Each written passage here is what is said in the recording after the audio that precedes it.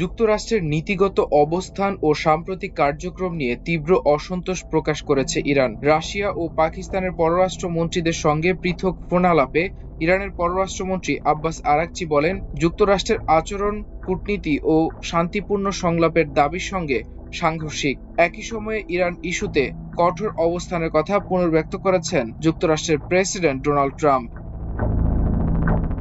ইরানের পররাষ্ট্রমন্ত্রী Abbas Araghchi রাশিয়ার পররাষ্ট্রমন্ত্রী সার্গেই লাভরভের সঙ্গে এক টেলিফোন আলাপে বলেন, যুক্তরাষ্ট্রের অবৈধ আচরণ এবং দেশটির নেতাদের পরস্পর বিরোধী অবস্থান কূটনীতির সঙ্গে সামঞ্জস্যপূর্ণ নয়। ইরানি বার্তা সংস্থা ইসনা জানায়, ফোনালাপে আরাকচি আরও বলেন, যুক্তরাষ্ট্র একদিকে কূটনীতির কথা বলছে, অন্যদিকে এমন সব পদক্ষেপ নিচ্ছে যা আলোচনা ও সমঝোতার পরিবেশকে ক্ষতিগ্রস্ত করছে।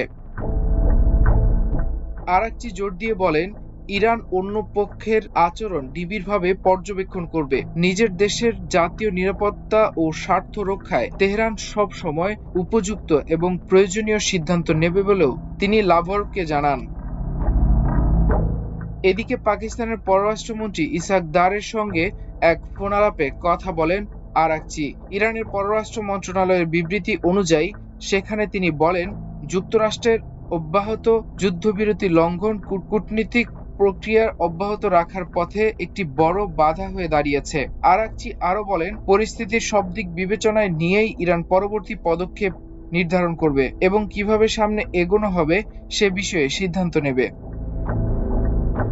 এই উত্তেজনাপূর্ণ কূটনৈতিক পরিস্থিতির মধ্যে নতুন করে কড়া বক্তব্য দিয়েছে যুক্তরাষ্ট্রের প্রেসিডেন্ট ডোনাল্ড ট্রাম্প। নিজের সামাজিক যোগাযোগ মাধ্যম ট্রুথ সোশ্যালে দেওয়া এক পোস্টে তিনি বলেছেন, ইরান কোনো চুক্তিতে সম্মত না হওয়া পর্যন্ত দেশটির বন্দরগুলোর উপর আরোপিত অবরোধ তোলা হবে না। ট্রাম্প লিখেছেন, এই অবরোধ আমরা কোনোভাবেই প্রত্যাহার করব না যতক্ষণ না চুক্তি হয়। তার দাবি, এই অবরোধ ইরানের অর্থনীতিকে ভয়াবহ ক্ষতিগ্রস্ত করেছে। ট্রাম্পের মতে, অবরোধের কারণে ইরান প্রতিদিন প্রায় $50 কোটি ক্ষতির সম্মুখীন হচ্ছে।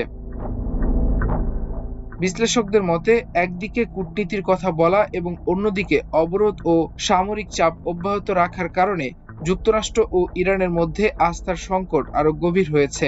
সাম্প্রতিক এসব পাল্টাপাল্টি বক্তব্য স্পষ্টভাবে ইঙ্গিত দিচ্ছে, কূটনৈতিক প্রচেষ্টা চালালেও বাস্তবে দুই পক্ষের দূরত্ব এখনো কমেনি। এদিকে যুক্তরাষ্ট্র ও ইরানের মধ্যে চলমান যুদ্ধবিরতির মেয়াদ আর বাড়ছে না বলে ইঙ্গিত দিয়েছেন মার্কিন প্রেসিডেন্ট ডোনাল্ড ট্রাম্প। তিনি জানিয়েছেন, ওয়াশিংটন সময় বুধবার সন্ধ্যা পর্যন্ত এই যুদ্ধবিরতি বহাল থাকবে।